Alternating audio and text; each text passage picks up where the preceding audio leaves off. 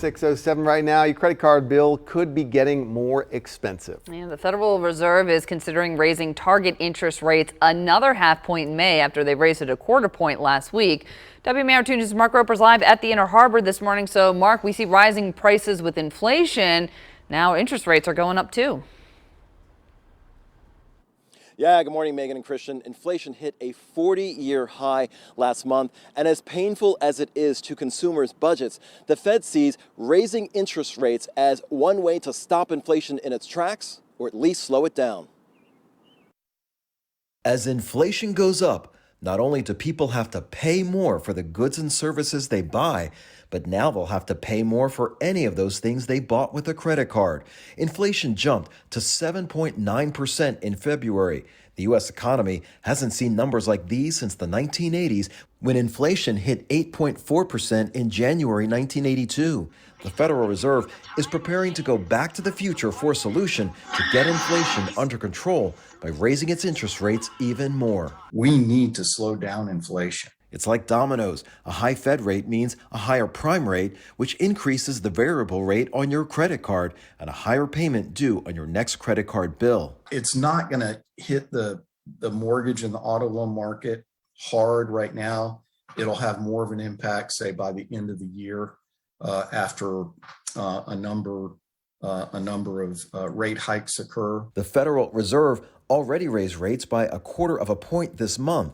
For example, if you have a credit card carrying a $5,000 balance with a 15% annual percentage rate, your monthly payment would be about $201. Paying that off in 30 months would cost you about $945 in interest. If the APR goes up 1/4 point, as the Federal Reserve did last week, your monthly payment goes up to $202, but the total interest paid over 30 months' time is $961. Now, if the Fed raises it and adds 1/2 point in May, bringing the APR to 15.75%, your monthly payment goes to $203, and the total to pay it off in 30 months is now $994. I'm going to owe even more, and I'm going to keep owing more. And if I don't pay this off quicker, I'm going to be in so much debt. It's why financial experts advise people to start tackling those credit card debts now. The website CNET says you can try the snowball method by paying off your smallest debt first. No matter what the interest rate is on your credit card, keep paying the smaller balances until you work your way up to pay off the card with the highest balance. Or you can try the avalanche method. Start by attacking the card or debt with the highest interest rate, and then work your way down to the next highest rate, and so on until your balance is paid off. Now, these numbers are just examples, as the rates and rules for your individual credit cards may vary. Reporting live at the Inner Harbor, Mark Roper, WMAR 2 News. All right, Mark, and yeah, 1/4 point doesn't seem like it would have too much of an effect on a monthly payment due on a credit card. So what really has financial experts concerned about this?